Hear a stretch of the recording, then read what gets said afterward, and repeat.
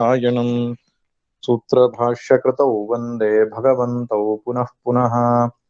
ईश्वरो गुरुरात्मेति मूर्तिभेदविभागिने व्योमवद्व्याप्तदेहाय दक्षिणामूर्तये नमः। दक्षिणामूर्तये नमः। ॐ पार्थाय प्रतिबोधितां भगवता नारायणेन स्वयं व्यासेन ग्रथितां पुराणमुनिना मध्ये महाभारतम् अद्वैतामृतवर्षिणीं भगवतीम् अष्टादशाध्यायिनीम् अम्ब त्वामनुसन्दधामि भगवद्गीते भवद्वेषिणी भगवद्गीते भवद्वेषिणी।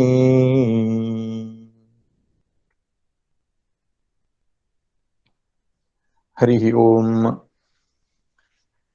ಶ್ರೀಮದ್ ಭಗವದ್ಗೀತೆಯ 2ನೇ ಅಧ್ಯಾಯದ 16ನೇ ಶ್ಲೋಕವನ್ನು ನೋಡ್ತಾ ಇದ್ದೆವು. ಆ ಶ್ಲೋಕದಲ್ಲಿ ಭಗವಂತ ಆತ್ಮನು ಅಪ್ರಮೇಯನು ಎಂಬುದಾಗಿ ಹೇಳಿದ್ದನ್ನು ನಾವು ನೋಡಿದ್ದೆವು. 18ನೇ ಶ್ಲೋಕ, ಅಂತವಂತ ಇಮೇ ದೇಹಾಃ ನಿತ್ಯಸ್ಯೋಕ್ತಾ ಶರೀರಿಣಃ ಅನಾಶಿನೋ ಅಪ್ರಮೇಯಸ್ಯ ತಸ್ಮಾದ್ಯುಧ್ಯಸ್ವ ಭಾರತ. ಆತ್ಮಾನಾತ್ಮ ವಿವೇಕವನ್ನ ಮಾಡ್ತಾ ಆತ್ಮದ ಲಕ್ಷಣವನ್ನ ಅನಾತ್ಮದ ಲಕ್ಷಣವನ್ನ ತಿಳಿಸಿಕೊಡ್ತಾ ಆತ್ಮಸ್ವರೂಪವೇ ನಾನೆಂತ ಭಾವಿಸಬೇಕು, ಆ ನೆಲೆಗಟ್ಟಿನಲ್ಲಿ ನಿಂತು ನಮ್ಮ ಎಲ್ಲ ವ್ಯವಹಾರ ನಡೆಯಬೇಕು ಅನ್ನುವ ಕಾರಣಕ್ಕೆ ಈ ಆತ್ಮಸ್ವರೂಪವನ್ನ ತಿಳಿಸಿಕೊಡ್ತಾರೆ. ಸಾಮಾನ್ಯವಾಗಿ ಅಜ್ಞಾನಿಯಾದ ಜೀವ ಅನಾತ್ಮದ ನೆಲೆಗಟ್ಟಲ್ಲೇ ನಿಂತುಕೊಂಡು ವ್ಯವಹಾರವನ್ನು ಮಾಡ್ತಾ ಇರ್ತವೆ. ಅನಾತ್ಮಗಳು ಅಂದ್ರೆ ಯಾವುದು? ನನ್ನ ಶರೀರ, ನನ್ನ ಇಂದ್ರಿಯಗಳು, ನನ್ನ ಮನಸ್ಸು, ನನ್ನ ಬುದ್ಧಿ, ಅಹಂಕಾರ. ಇನ್ನು ಬಾಹ್ಯ ಪ್ರಪಂಚ ಪುತ್ರ ಮಿತ್ರಾದಿಗಳಲ್ಲಿಯೂ ಕೂಡ ಅಭಿಮಾನವನ್ನು ಇಟ್ಟುಕೊಂಡು ನಾವು ಅಹಮಿದಂ ಮಮೇದಂ ಇತಿ ವ್ಯವಹಾರವನ್ನು ಮಾಡ್ತಿರ್ತೇವೆ. ನೀವು ನಾನು, ಇವರೆಲ್ಲ ನನ್ನವರು ಎನ್ನುವಂತಹ ದೃಷ್ಟಿಯಿಂದ. ಇದೇ ನಮ್ಮ ದುಃಖಕ್ಕೆ ಕಾರಣ. ಈ ಅಹಂಕಾರ ಮತ್ತು ಮಮಕಾರ ಅಂತ ಏನ್ ಹೇಳ್ತೇವೆ, ಇದರ ದೃಷ್ಟಿಯಿಂದ ನಾವು ವ್ಯವಹಾರ ಮಾಡ್ತಾ ಇರುವುದರಿಂದಲೇ ನಾವು ದುಃಖಕ್ಕೆ ಒಳಗಾಗ್ತೇವೆ. ಜೀವಾತ್ಮ ಪ್ರಜ್ಞೆ ಅಂತ ಕರಿತೇವೆ. ಈ ಅಧ್ಯಾಸ ಯುಕ್ತವಾದಂತಹ ವ್ಯವಹಾರ. ಇದರಿಂದ ಹೊರಗಡೆಗೆ ಬರಬೇಕು ಅಂದ್ರೆ ಆತ್ಮ ಸ್ವರೂಪವನ್ನು ತಿಳಿದುಕೊಳ್ಳಬೇಕು. ಆತ್ಮ ಅಂತ ಹೇಳಿದ್ರೆ ನಮ್ಮೆಲ್ಲರ ಸ್ವರೂಪ, ಅದು ತಿರುಳು. ನಮ್ಮ ನಿಜವಾದ ವ್ಯಕ್ತಿತ್ವ ಯಾವುದು ಅಂದ್ರೆ ಆತ್ಮ. ಆತ್ಮ ಹಿ ಸ್ವರೂಪಂ ಅಂತ ಹೇಳ್ತಾರೆ. ಶರೀರ, ಮನಸ್ಸು ಇವೆಲ್ಲ ರೂಪ. ಸ್ವರೂಪ ಅಂದ್ರೆ ಒಳಗಡೆಗಿರತಕ್ಕಂತಹ, ಎಲ್ಲದಕ್ಕೂ ಆಶ್ರಯವಾಗಿರತಕ್ಕಂತಹ ಒಂದು ಅಸ್ತಿತ್ವ. ಉದಾಹರಣೆಗೆ, ಮಡಿಕೆಯೆಲ್ಲ ಅನೇಕ ವಸ್ತುಗಳು ಮಡಿಕೆಯೆಲ್ಲ ಇದ್ರೆ ಆ ರೂಪಗಳೆಲ್ಲ ಬೇರೆ ಬೇರೆ ಆಗಿರುತ್ತೆ. ಆದರೆ ಮಡಿಕೆಯ ಸ್ವರೂಪ ಏನು? ಮಣ್ಣು. ಅದು ಒಂದೇ ಆಗಿರುತ್ತೆ. ಮಡಿಕೆ ಒಡೆದು ಹೋಗ್ಬಹುದು, ಆದರೆ ಮಣ್ಣು ಹಾಗೆ ಇರುತ್ತೆ.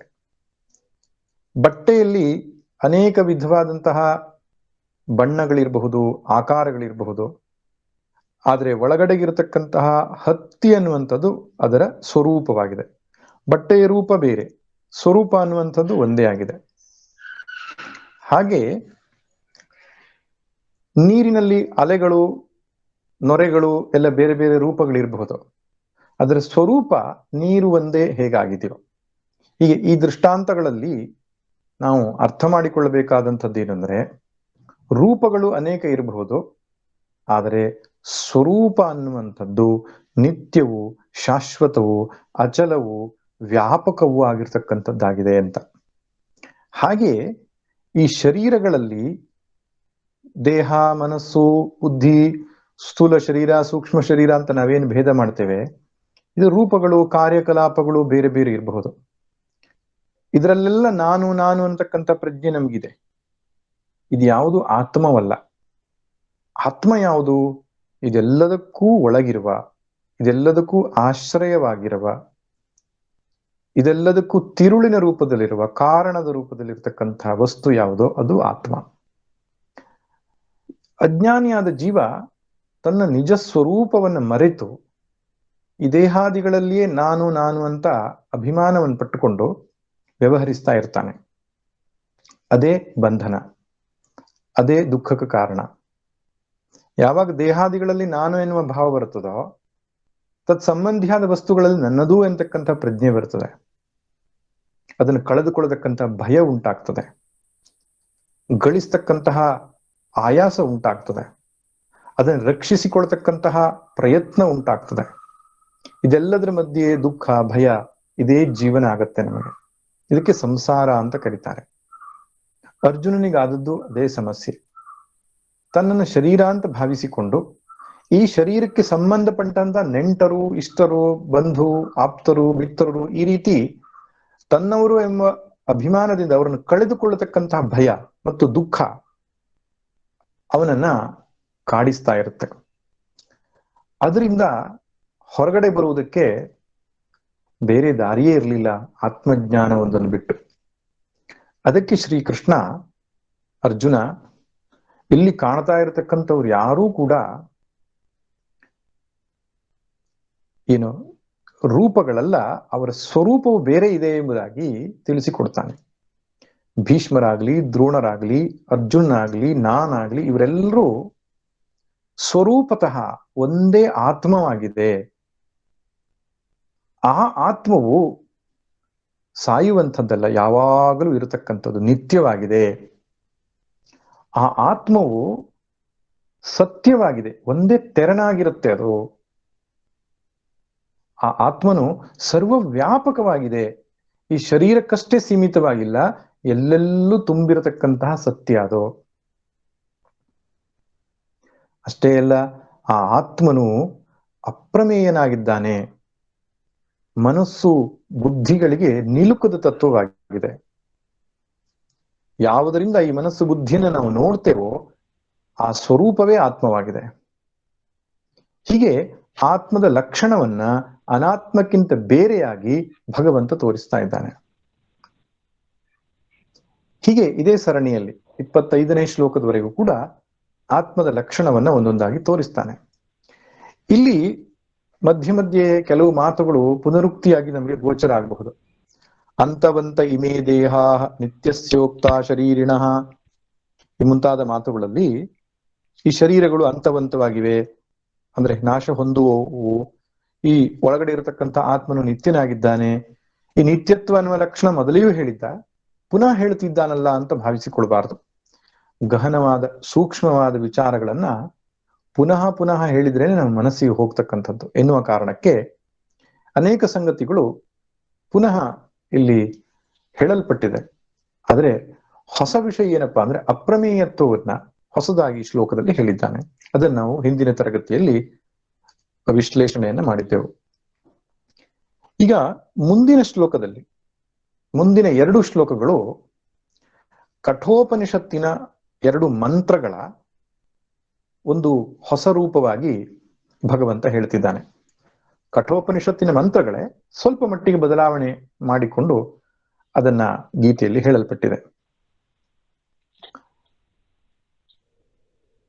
ಇದು ಯಾಕಂದ್ರೆ ಗೀತೆಯ ಚಿಂತನೆ ಯಾವುದು ಹೊಸ ಚಿಂತನೆ ಅಲ್ಲ ಅಂತ ಅದನ್ನ ನಾವು ಮನಸ್ಸಲ್ಲಿ ಇಟ್ಕೋಬೇಕು.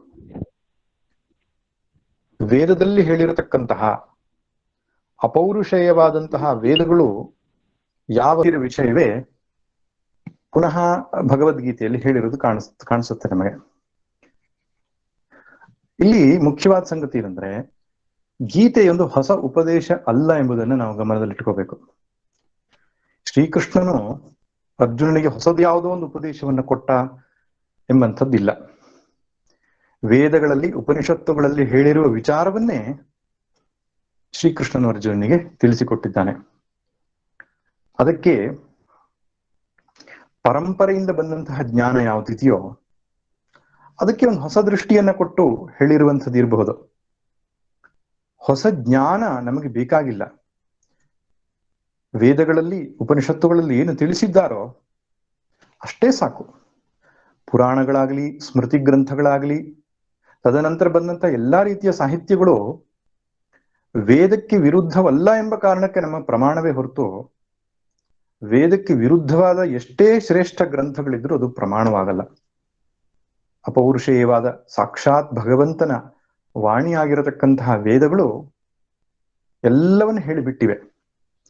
ಆದರೆ ಸಾಮಾನ್ಯರಿಗೆ ಅರ್ಥವಾಗಲಿ ಎನ್ನುವ ಕಾರಣಕ್ಕೋಸ್ಕರವಾಗಿ ತದನಂತರ ಬಂದ ಆಚಾರ್ಯರು ಅದಕ್ಕೆ ಒಂದು ಹೊಸ ರೂಪವನ್ನು ಕೊಟ್ಟು, ಹೊಸ ದೃಷ್ಟಾಂತವನ್ನು ಕೊಟ್ಟು, ಹೊಸ ರೀತಿಯ ವ್ಯಾಖ್ಯಾನವನ್ನು ಮಾಡಿದ್ದಾರೆಯೇ ಹೊರತು ಹೊಸ ಚಿಂತನೆ ಯಾವುದೂ ಕೂಡ ಭಗವದ್ಗೀತೆಯಲ್ಲಿ ಇಲ್ಲ, ಪುರಾಣಗಳಲ್ಲೂ ಇಲ್ಲ.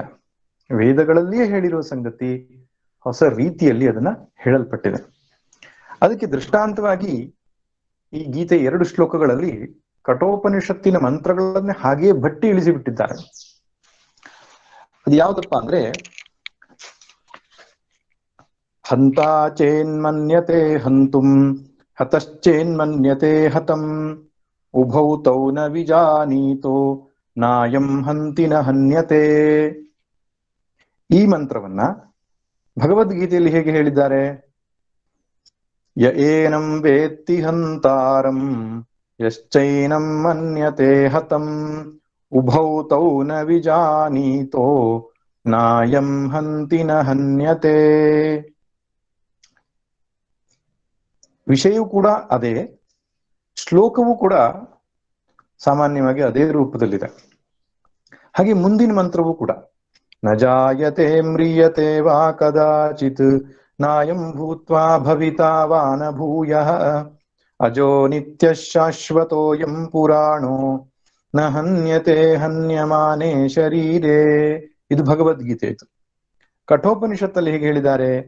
ನ ಜಾಯತೆ ಮ್ರಿಯತೆ ವಾ ವಿಪಶ್ಚಿತ್ ನಾಯಂ ಕುತಶ್ಚಿನ್ನ ಬಭೂವ ಕಶ್ಚಿತ್ ಅಜೋ ನಿತ್ಯ ಶಾಶ್ವತೋಯಂ ಪುರಾಣೋ ನ ಹನ್ಯತೆ ಹನ್ಯಮಾನೇ ಶರೀರೇ. ಈ 2 ಮಂತ್ರಗಳು ಶ್ಲೋಕ ರೂಪದಲ್ಲಿ ಬಂದಿದೆ. ಆದ್ರೆ ವ್ಯತ್ಯಾಸ ಇದೆ. ಏನಂದ್ರೆ ಅಲ್ಲಿ ನಜಾಯತೆ ಮ್ರಿಯತೆ ಮೊದಲು ಬಂದಿದೆ ಕಠೋಪನಿಷತ್ತಲ್ಲಿ, ನಂತರ ಹಂತಾಚೇನ್ಮನ್ಯತೆ ಹಂತಕಂ ಬಂದಿದೆ.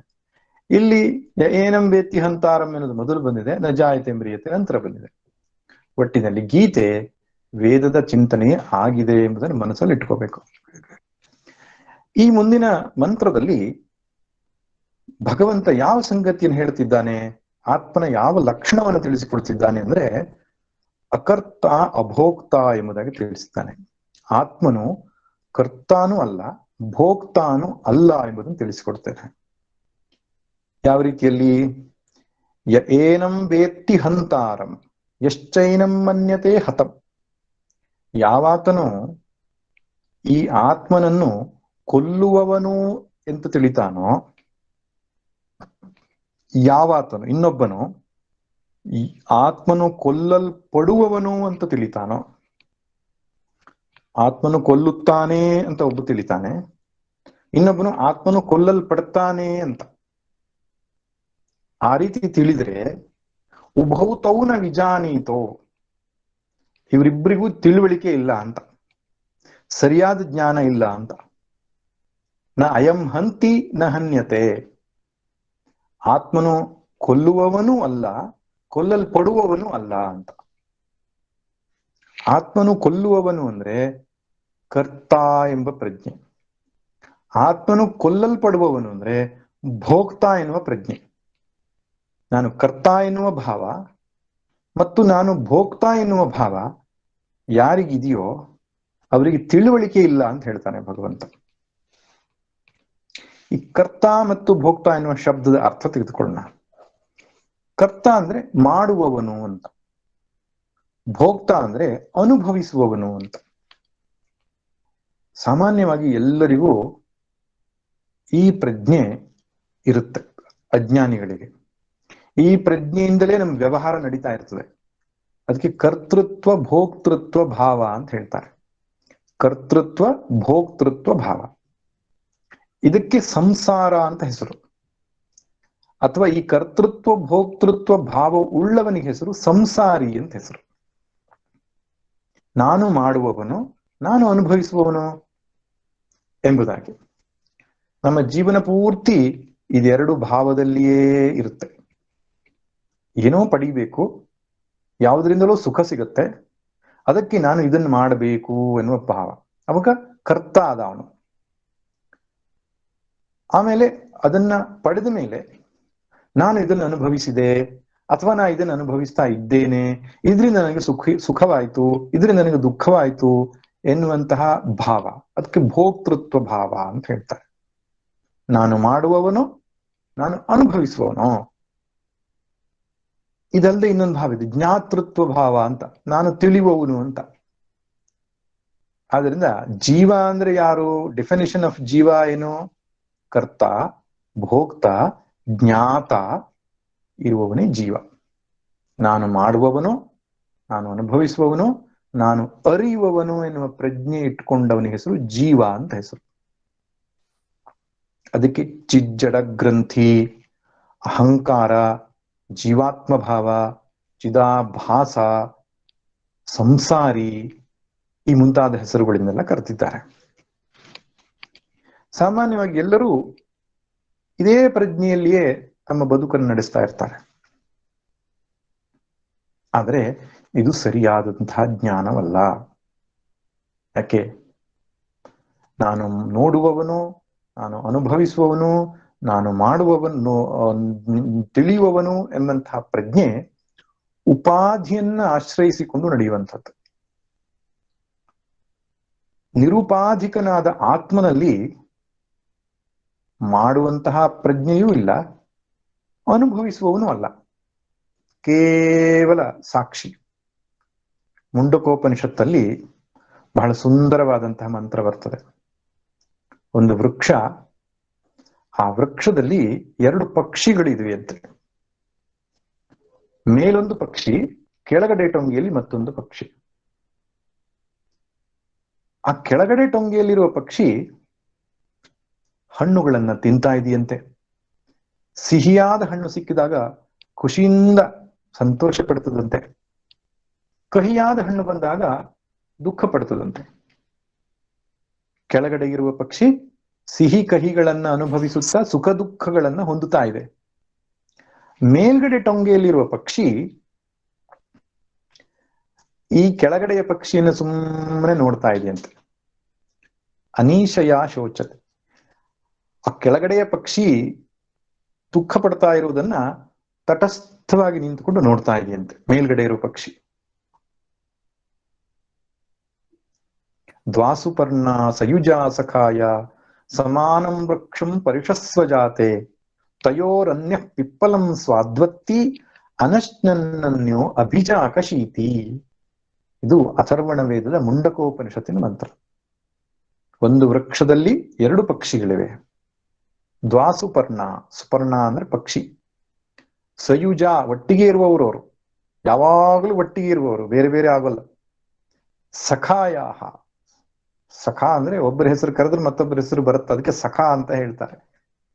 ಸಮಾನಂ ವೃಕ್ಷಂ ಪರಿಷಸ್ವ ಜಾತೆ, ಒಂದೇ ವೃಕ್ಷದಲ್ಲಿ ಅವೆರಡು ಪಕ್ಷಿಗಳಿವೆ. ತಯೋಹ ಅನ್ಯ ಪಿಪ್ಪಲಂ ಸ್ವಾದುವತ್ತಿ, ಒಂದು ಪಕ್ಷಿ ಏನು ಹಣ್ಣನ್ನು ತಿಂತಾ ಇದೆ. ಅನಶ್ನನ್ಯನ್ಯೋ ಅಭಿಚಾಕ ಶೀತಿ, ಇನ್ನೊಂದು ಪಕ್ಷಿ ತಿನ್ನಲ್ಲ, ಆದ್ರೆ ಸುಮ್ಮನೆ ನೋಡ್ತಾ ಇದೆ. ಇದು ವೃಕ್ಷ ಅಂದ್ರೆ ನಮ್ಮ ಶರೀರ. ಒಂದ್ ಹಣ್ಣನ್ನ ತಿನ್ನುವ ಪಕ್ಷಿ ಜೀವಾತ್ಮ ಪಕ್ಷಿ. ಹಣ್ಣನ್ನ ತಿಂದೆ ಸುಮ್ಮನೆ ನೋಡ್ತಾ ಇರುವುದು ಸಾಕ್ಷಿ ಅಥವಾ ಪರಮಾತ್ಮ. ಅವೆರಡೂ ಕೂಡ ಒಂದೇ ವೃಕ್ಷವನ್ನ ಆಶ್ರಯಿಸಿಕೊಂಡಿದೆ ಅಂತ ಹೇಳ್ತಿದ್ದಾರೆ. ಶರೀರ ಅನ್ನತಕ್ಕಂತಹ ವೃಕ್ಷದಲ್ಲಿ ಜೀವಾತ್ಮನೂ ಇದ್ದಾನೆ, ಪರಮಾತ್ಮನೂ ಇದ್ದಾನೆ. ಜೀವಾತ್ಮನು ಸುಖ ದುಃಖಗಳನ್ನ ಅನುಭವಿಸ್ತಾ ಸಂಸಾರಿಯಾಗಿದ್ದಾನೆ. ಪರಮಾತ್ಮನು ಅದನ್ನ ಕೇವಲ ಸಾಕ್ಷಿಯಾಗಿ ನೋಡ್ತಾ ಇದ್ದಾನೆ.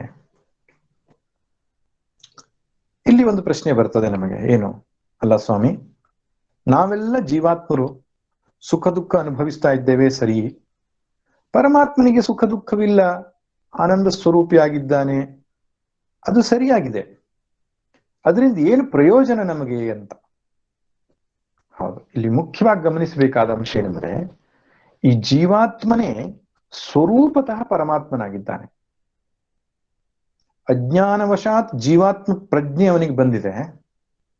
ಜ್ಞಾನ ದೃಷ್ಟಿಯಿಂದ ನೋಡಿದ್ರೆ ಅವನಿಗೆ ಗೊತ್ತಾಗತ್ತೆ, ಈ ಜೀವಾತ್ಮ ನಾನಲ್ಲ, ನಾನು ಪರಮಾತ್ಮನೇ ಇದ್ದೇನೆ ಎಂಬುದು ತಿಳುವಳಿಕೆ ಉಂಟಾಗ್ತದೆ. ಯಾವಾಗ ಆ ತಿಳುವಳಿಕೆ ಜೀವಾತ್ಮನಿಗೆ ಉಂಟಾಗ್ತದೋ, ಈ ಸುಖ ದುಃಖಗಳ ದ್ವಂದ್ವದಿಂದ ಹೊರಗಡೆಗೆ ಬರ್ತಾನೆ ಅವನು. ಅದನ್ನ ಜೀವಾತ್ಮ ಬೇರೆ, ಪರಮಾತ್ಮ ಸರ್ವಥಾ ಬೇರೆ ಅಲ್ಲ. ಶಂಕರ ಭಾಷ್ಯ, ಮಾಧ್ವ ಭಾಷ್ಯದಲ್ಲಿ ಬೇರೆ ಬೇರೆ ವ್ಯಾಖ್ಯಾನಗಳಿವೆ. ಮಾಧ್ವ ಭಾಷ್ಯದ ಪ್ರಕಾರ ಸರ್ವಥಾ ಬೇರೆಯಾದ ಜೀವಾತ್ಮ ಪರಮಾತ್ಮ. ಶಂಕರ ಭಾಷ್ಯದಲ್ಲಿ ಹಾಗಲ್ಲ. ಈ ಜೀವಾತ್ಮನು ಉಪಾಧಿಯಿಂದ ಔಪಾಧಿಕವಾಗಿ ತನ್ನನ್ನು ಬೇರೆ ಅಂತ ತಿಳ್ಕೊಂಡಿದ್ದಾನೆ. ಉಪಾಧಿಯ ಭಾವ ಬಿಟ್ಟಾಗ ತಾನೇ ಪರಮಾತ್ಮನಾಗಿ ನಿಲ್ತಾನೆ. ಉಪಾಧಿ ಅಂದ್ರೆ ಏನು? ಉಪೇ ಸಮೀಪೆ ಸ್ಥಿತ್ವ ಸ್ವೀಯಂ ರೂಪಂ ಅನ್ಯತ್ರ ಆದಧಾತಿ ಇತಿ ಉಪಾಧಿ. ಇದಕ್ಕೆ ಡೆಫಿನಿಷನ್. ಉಪಾಧಿ ಅನ್ನೋದು ಒಂದು ಪಾರಿಭಾಷಿಕ ಶಬ್ದ. ಅದನ್ನ ಅದೇ ಶಬ್ದದಲ್ಲಿಯೇ ಅರ್ಥ ಮಾಡಿಕೊಳ್ಬೇಕು ನಾವು. ಕನ್ನಡದಲ್ಲಿ ಬೇರೆ ಶಬ್ದ ಇಲ್ಲ ಅದಕ್ಕೆ.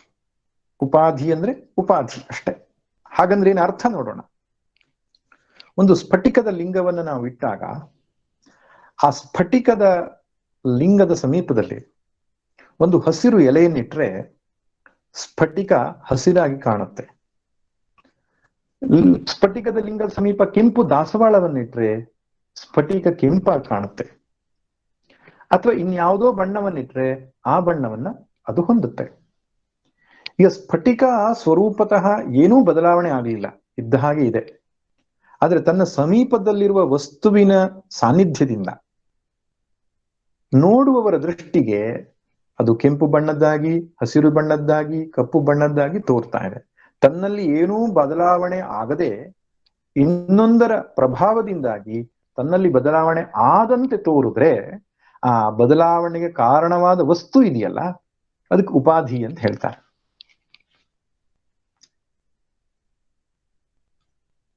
ಎಲೆ ಇರಬಹುದು, ದಾಸವಾಳ ಹೂವು ಇರಬಹುದು, ಇದು ಉಪಾಧಿ ಆಯ್ತು. ಯಾವುದಕ್ಕೆ? ಆ ಬಣ್ಣಕ್ಕೆ, ಸ್ಫಟಿಕದಲ್ಲಿ ತೋರುವ ಬಣ್ಣಕ್ಕೆ ಉಪಾಧಿ ಆಯ್ತು. ಹಾಗೆ ಇನ್ನೊಂದು, ಆಕಾಶದಲ್ಲಿ ಚಂದ್ರ, ಹುಣ್ಣಿಮೆಯ ಚಂದ್ರ ಸ್ಥಿರವಾಗಿ ಇದ್ದಾನೆ ಅಂತ ತಿಳ್ಕೊಳ್ಳೋಣ. ಚಂದ್ರನ ಚಲನೆ ಅಷ್ಟು ತೀವ್ರವಾಗಿ ನಮಗೆ ಕಾಣಿಸಲ್ಲ, ಸೂಕ್ಷ್ಮವಾಗಿ ಆಗುವಂತಹ ಚಲನೆ. ಆದರೆ ಮೋಡಗಳು ವೇಗವಾಗಿ ಚಲಿಸುವಾಗ ನಮಗೇನು ಕಾಣಿಸ್ತದೆ? ಚಂದ್ರನು ಓಡ್ತಾ ಇದ್ದಾನೆ ಅಂತ ಕಾಣಿಸ್ತದೆ. ಚಂದ್ರನು ವಾಸ್ತವವಾಗಿ ಓಡುತ್ತಿಲ್ಲ, ಸ್ಥಿರವಾಗಿ ನಿಂತಿದ್ದಾನೆ. ಓಡುತ್ತಿರುವುದು ಮೋಡಗಳು. ಆದರೆ ನಮ್ಮ ಭ್ರಮೆಯಿಂದಾಗಿ ಮೋಡದ ಓಟವನ್ನ ಚಂದ್ರನ ಮೇಲೆ ನಾವು ಆರೋಪ ಮಾಡ್ತೇವೆ. ಈಗ ಚಂದ್ರನು ಓಡುತ್ತಿದ್ದಾನೆ ಎಂದಾಗ ಮೋಡ ಎನ್ನುವ ಉಪಾಧಿಯ ಕ್ರಿಯೆಯನ್ನ ಚಂದ್ರನ ಮೇಲೆ ಆರೋಪ ಮಾಡಿದ್ದೇವೆ ನಾವು. ಓಡುತ್ತಿರುವುದು ಮೋಡ, ಆರೋಪ ಆಗಿರುವುದು ಚಂದ್ರನ ಮೇಲೆ. ಯಾಕೆ? ಸರಿಯಾಗಿ ಬಿಡಿಸಿ ನಾವು ನೋಡ್ಲಿಲ್ಲ. ಅಜ್ಞಾನದಿಂದಾಗಿ ಹೀಗೆ ಆಗಿದೆ, ಅವಿವೇಕದಿಂದಾಗಿ ಹೀಗೆ ಆಗಿದೆ. ವ್ಯವಹಾರದಲ್ಲಿ ಎಷ್ಟೋ ಬಾರಿ ಹೀಗೆ ಆಗ್ತದೆ. ನಾವು ರೈಲ್ನಲ್ಲಿ ಹೋಗ್ತಾ ಇರ್ತೇವೆ, ಸ್ಟೇಷನ್ ಬರುತ್ತೆ ಅಂತ ಹೇಳ್ತೇವೆ ನಾವು. ಬೆಂಗಳೂರು ಸ್ಟೇಷನ್ ಬಂತು, ಮುಂಬೈ ಸ್ಟೇಷನ್ ಬಂತು, ಡೆಲ್ಲಿ ಸ್ಟೇಷನ್ ಬಂತು. ಯಾವುದು ಬಂತು ವಾಸ್ತವವಾಗಿ? ನಾವು ಹೋದೆವು, ಅದು ಇದ್ದಲ್ಲಿಯೇ ಇದೆ. ಕ್ರಿಯೆ ಮಾಡಿದ್ದು ನಾವು, ಆರೋಪ ಮಾಡಿದ್ದು ಸ್ಟೇಷನ್ ಮೇಲೆ. ಒಂದು ವಸ್ತು ಸ್ಥಿರವಾಗಿದೆ, ಇನ್ನೊಂದು ವಸ್ತು ಚಲನೆಯಲ್ಲಿದೆ. ಚಲನೆಯನ್ನ ಸ್ಥಿರವಾಗಿರುವ ವಸ್ತುವಿನ ಮೇಲೆ ನಾವು ಆರೋಪ ಮಾಡ್ತೇವೆ. ಎಷ್ಟೋ ಸಲ ವ್ಯವಹಾರಗಳು ನಡೆಯುತ್ತೆ ಹೀಗೆ. ಆಕಾಶ ಅನ್ನುವಂಥದ್ದು ಒಂದೇ ಆಗಿದ್ರೂ ಕೂಡ ಘಟಾಕಾಶ, ಮಠಾಕಾಶ, ಪಟಾಕಾಶ ಈ ರೀತಿ ಹೆಸರುಗಳಿಂದ ಕರೀತೇವೆ. ವಾಸ್ತವವಾಗಿ ಆಕಾಶ ಅನ್ನೋದು ತುಂಡಾಯ್ತಾ? ನಾವು ಮನೆ ಕಟ್ಟಿದ ತಕ್ಷಣ ಆಕಾಶವೇನು ಭೇದ ಉಂಟಾಗಲಿಲ್ಲ. ಆದರೆ ಮನೆಯ ಗೋಡೆ ಎನ್ನುವ ಉಪಾಧಿಯಿಂದ ಆಕಾಶವು ತುಂಡಾದಂತೆ ಕಾಣಿಸಿತು ಅಜ್ಞಾನಿಯ ದೃಷ್ಟಿಗೆ. ಆದ್ರಿಂದ ಗೋಡೆಗಳಿಗೆ ಉಪಾಧಿ. ಮಡಿಕೆ ಅನ್ನುವಂಥದ್ದು ಉಪಾಧಿಯಿಂದಾಗಿ ಮಡಿಕೆ ಒಳಗಡೆ ಇರತಕ್ಕಂಥ ಆಕಾಶವು ನಮಗೆ ಸೀಮಿತವಾದ ಜಾಗಕ್ಕೆ ಅಂಟಿಕೊಂಡಂತೆ ಕಾಣಿಸುತ್ತೆ. ಆದ್ರಿಂದ ಮಡಿಕೆ ಎನ್ನುವಂಥದ್ದು ಉಪಾಧಿ, ಆಕಾಶಕ್ಕೆ ಉಪಾಧಿ. ತನ್ನ ಗುಣವನ್ನ ಬದಲಾಗದೇ ಇರತಕ್ಕಂಥ ವಸ್ತುವಿನ ಮೇಲೆ ಆರೋಪ ಮಾಡುವುದಕ್ಕೆ ಕಾರಣ ಆಗತ್ತೆ. ಈ ರೀತಿ ಉಪಾಧಿ ಒಂದು, ಇನ್ನೊಂದು ಉಪಹಿತ ಅಂತ ಕರೀತಾರೆ. ಮಡಿಕೆ ಅನ್ನೋದು ಉಪಾಧಿ, ಆಕಾಶ ಅನ್ನೋದು ಉಪಹಿತ. ಮೋಡ ಅನ್ನುವಂಥದ್ದು ಉಪಾಧಿ, ಮೋಡದ ಚಲನೆ, ವಿಶೇಷವಾಗಿ ಮೋಡದ ಚಲನೆ ಎನ್ನುವುದು ಉಪಾಧಿ, ಚಂದ್ರ ಅನ್ನುವಂಥದ್ದು ಉಪಹಿತ. ಉಪಾಧಿಯು ಉಪಹಿತದ ಮೇಲೆ ತನ್ನ ಗುಣದ ಆರೋಪವನ್ನು ಮಾಡಿದಂತೆ ಭಾಸವಾಗುತ್ತೆ. ವಾಸ್ತವವಾಗಿ ಏನೂ ಆಗಲ್ಲ, ಆದಂತೆ ತೋರುತ್ತೆ. ನಮ್ಮಲ್ಲಿ ಆಗಿರುವುದು ಹಾಗೆಯೇ ಎಂಬುದಾಗಿ ಹೇಳ್ತಾರೆ. ಇಲ್ಲಿ ಉಪಾಧಿ ಯಾವುದು? ನಮ್ಮ ಶರೀರ, ನಮ್ಮ ಇಂದ್ರಿಯಗಳು, ನಮ್ಮ ಮನಸ್ಸು, ನಮ್ಮ ಬುದ್ಧಿ, ಇವೆಲ್ಲ ಉಪಾಧಿ. ಉಪಹಿತ ಯಾವುದು? ಆತ್ಮ. ನಿಷ್ಕ್ರಿಯವಾದ, ತಟಸ್ಥವಾದ, ಕೂಟಸ್ಥವಾದ, ಅಚಲವಾದ, ಅವಿಕ್ರಿಯನಾದ, ನಿತ್ಯನಾದ ಈ ಆತ್ಮನು ಕ್ರಿಯೆ ಮಾಡುವ ಹಾಗೆ ಕಾಣ್ತಾನೆ, ಫಲ ಅನುಭವಿಸುವ ಹಾಗೆ ಕಾಣ್ತಾನೆ. ಯಾಕೆ ಹಾಗಾಗುವುದು ಅಂದ್ರೆ, ಕ್ರಿಯೆಯನ್ನು ಮಾಡುವಂತಹ ಶರೀರ ಅಥವಾ ಮನಸ್ಸು ಅಥವಾ ಬುದ್ಧಿ, ಅದರ ಗುಣವನ್ನ ನಾವು ಆತ್ಮನಲ್ಲಿ ಆರೋಪಿಸ್ತೇವೆ. ನಾನು ಊಟ ಮಾಡಿದೆ, ನಾನು ಒಳ್ಳೆ ಕೆಲಸ ಮಾಡಿದೆ, ನಾನು ಕೆಟ್ಟ ಕೆಲಸ ಮಾಡಿದೆ ಅನ್ನುವಾಗ ಇಲ್ಲಿ ನಾನು ಅಂತಕ್ಕಂಥದ್ದೇನಿದೆ ಅದು ಶರೀರವೋ ಮನಸ್ಸೋ ಬುದ್ಧಿಯೋ ಆಗಿತ್ತು. ಅದನ್ನು ಸರಿಯಾಗಿ ಅರ್ಥ ಮಾಡಿಕೊಳ್ಳದೆ ನಾನು ಮಾಡಿದೆ ಎಂದಾಗ ಮಾಡುವ ಕ್ರಿಯೆ ಶರೀರಕ್ಕೆ ಸೇರಿದ್ದು, ಆದ್ರೆ ನಾನು ಅಂತ ಆತ್ಮನಿಗೇ ನಾವು ಹೇಳಿಕೊಳ್ತೇವೆ. ಅಜ್ಞಾನಿ ನಾನು ಅಂತ ಹೇಳುವಾಗ ಆತ್ಮನಿಗೇ ಅವನು ನಾನು ಅಂತ ಹೇಳಿಕೊಳ್ತಾನೆ. ಜ್ಞಾನಿ ಒಂದೊಮ್ಮೆ ಹೇಳಿದರೆ, ನಾನು ಮಾಡಿದೆ ಅಂತ ಹೇಳಿದ್ರೆ ಅವನಿಗೆ ಗೊತ್ತಿರುತ್ತೆ ಎರಡು ನಾನುಗಳು. ಒಂದು ಅಧ್ಯಾರೋಪಿತವಾದಂತಹ ಅಧ್ಯಸ್ಥವಾದ ನಾನು, ಇನ್ನೊಂದು ಅನಧ್ಯಸ್ಥವಾದ ಶುದ್ಧ ಚೈತನ್ಯವಾದ ನಾನು. ಆದ್ರಿಂದ ಒಳಗಡೆಗೆ ತಿಳುವಳಿಕೆ ಇರುತ್ತೆ ಅವನಿಗೆ, ನಾನು ಏನು ಮಾಡಿದವನಲ್ಲ ಅಂತ. ಆದ್ರೂ ವ್ಯವಹಾರಕ್ಕೋಸ್ಕರವಾಗಿ ಅವನು ನಾನು ಮಾಡಿದೆ ಅಂತ ಹೇಳ್ಕೊಳ್ಬಹುದು. ಆದ್ರೆ ಅಜ್ಞಾನಿಗೆ ನಾನು ಅಂದಾಗ ತನ್ನ ಸ್ವರೂಪವನ್ನೇ ನಾನು ಅಂತಾಗಿ ಹೇಳ್ಕೊಳ್ತಾನೆ. ದೇಹದ ಕ್ರಿಯೆಯನ್ನ, ಮನಸ್ಸಿನ ಕ್ರಿಯೆಯನ್ನ, ಬುದ್ಧಿಯ ಕ್ರಿಯೆಯನ್ನ ಆತ್ಮನ ಮೇಲೆ ಆರೋಪ ಮಾಡ್ಕೊಳ್ತಾನೆ. ಹಾಗೆ ಭೋಗವನ್ನ, ನಾನು ಸುಖಿ, ನಾನು ದುಃಖಿ, ನಾನು ಸಂತೋಷದಲ್ಲಿದ್ದೇನೆ, ನನಗೆ ಅವಮಾನವಾಯಿತು, ಈ ರೀತಿಯಾಗಿ ತನ್ನ ಭೋಗದ ಅನುಭವಗಳೆಲ್ಲ ಆತ್ಮದ ಮೇಲೆ ಆರೋಪ ಮಾಡಿಕೊಳ್ತಾನೆ. ನಾನು ಪಾಪ ಮಾಡಿದೆ, ನಾನು ಪುಣ್ಯ ಮಾಡಿದೆ, ನಾನು ಸುಖಪಟ್ಟೆ, ನಾನು ದುಃಖಪಟ್ಟೆ, ಈ ರೀತಿಯಾಗಿ ಕರ್ತೃತ್ವ ಭೋಕ್ತೃತ್ವ ಎರಡು ನಿಷ್ಕ್ರಿಯನಾದ, ಸ್ಥಿರನಾದ, ಅಚಲನಾದ ಆತ್ಮನಿಗೆ ಆರೋಪ ಮಾಡಿದ್ದಾನೆ. ಇದು ಬಿಡಿಸಿಕೊಳ್ಳಬೇಕು ಅಂತ ಹೇಳ್ತಾನೆ ಭಗವಂತ. ಮಾಡುವವನು ಬೇರೆ, ಅದನ್ನ ಸಾಕ್ಷಿಯಾಗಿ ನೋಡುವವನು ಬೇರೆ. ಒಂದೊಮ್ಮೆ ಆತ್ಮನೇ ಮಾಡಿದ್ರೆ, ಕರ್ಮ ಮಾಡುವುದು ಅವನೇ, ಕರ್ಮ ಫಲ ಭೋಗಿಸುವುದು ಆತ್ಮನೇ ಆಗಿದ್ದರೆ ಆ ವ್ಯತ್ಯಾಸ ನಮಗೆ ಗೊತ್ತಾಗ್ತಿರ್ಲಿಲ್ಲ. ಉದಾಹರಣೆಗೆ, ಸುಖದ ಅನುಭವ ನನಗಾಯ್ತು ಅಂತ ಹೇಳುವಾಗ ಅನುಭವವನ್ನ ನೋಡುವವನು ಯಾರೊಬ್ಬ ಬೇರೆ ಇರ್ಬೇಕಲ್ವೇ? ಒಂದು ಕರ್ಮವನ್ನ ನಾನು ಮಾಡಿದೆ ಅಂತ ಹೇಳುವಾಗ ಅದನ್ನ ಬೇರೆಯಾಗಿ ನೋಡುವವನು ಇದ್ದದ್ರಿಂದ ಅದು ನಮ್ಗೆ ಗೊತ್ತಾಯ್ತಲ್ವೇ? ಆತ್ಮ ಒಂದೊಮ್ಮೆ ದುಃಖಿಯಾಗಿದ್ರೆ, ನಾನು ದುಃಖಿ ಎಂಬುದು ನನ್ಗೆ ಗೊತ್ತಾಯ್ತು ಅಂತ ಯಾರು ಹೇಳ್ತಾನೆ? ನಾನು ದುಃಖಿ ಅಷ್ಟೇ ಹೇಳಬೇಕಿತ್ತೆ ಹೊರತು, ನಾನು ದುಃಖಿ ಎಂಬುದು ನಮ್ಗೆ ಗೊತ್ತಾಗ್ತದಲ್ಲ, ನಾನು ಸುಖಿ ಎಂಬುದು ನಮ್ಗೆ ಗೊತ್ತಾಗ್ತದಲ್ಲ, ನಾನು ಅಯಂಘಟ ಎಂಬುದನ್ನು ಅರಿತೆ ಎಂಬುದು ಗೊತ್ತಾಗ್ತದಲ್ಲ. ಜ್ಞಾನದ ಅರಿವು ಆಗ್ತದೆ, ಭೋಗದ ಅರಿವು ಆಗ್ತದೆ, ಕರ್ಮದ ಅರಿವು ಆಗ್ತದೆ ಅಂತಿದ್ದಾಗ ಆ ಅರಿವು ಯಾರಿಗೆ ಆಗ್ತದೆ ಅವನು ಇದಕ್ಕಿಂತ ಬೇರೆಯಾಗಿರಬೇಕು. ಇದಕ್ಕೆ ದೃಶ್ಯ ವಿವೇಕ ಅಂತ ಹೇಳ್ತಾರೆ. ದೃಷ್ಟಾನು ದೃಶ್ಯಕ್ಕಿಂತ ಅತ್ಯಂತ ಬೇರೆಯಾಗಿದ್ರೆ ಮಾತ್ರವೇ ಅವನು ದೃಶ್ಯವನ್ನ ಏನು ಅವಿಕಾರಿಯಾಗಿ ವೀಕ್ಷಿಸಲಿಕ್ಕೆ ಸಾಧ್ಯ. ಕಣ್ಣು ದೃಶ್ಯ ಪ್ರಪಂಚವನ್ನ ನೋಡ್ತಾ ಇದೆ ಅಂದ್ರೆ ದೃಶ್ಯ ಪ್ರಪಂಚಕ್ಕಿಂತ ಬೇರೆಯಾಗಿದೆ ಅದು. ಕಣ್ಣಿನ ದೋಷಗಳು ಮನಸ್ಸಿಗೆ ತೋರ್ತಾ ಇದೆ ಅಂದ್ರೆ ಮನಸ್ಸು ಕಣ್ಣಿಗಿಂತ ಬೇರೆಯಾಗಿದೆ. ಮನಸ್ಸಿನ ತುಮುಲಗಳು ಬುದ್ಧಿಗೆ ಅರ್ಥ ಆಗ್ತಾ ಇದೆ ಅಂದ್ರೆ ಮನಸ್ಸಿಗಿಂತ ಬುದ್ಧಿ ಬೇರೆಯಾಗಿದೆ. ಬುದ್ಧಿಯ ಮಾನಾವಮಾನಗಳು ಅಜ್ಞಾನ ಜ್ಞಾನಗಳು ನನಗೆ ಗೊತ್ತಾಗ್ತಾ ಇದೆ ಅಂದ್ರೆ ನಾನು ಬುದ್ಧಿಗಿಂತ ಬೇರೆಯಾಗಿದ್ದೇನೆ.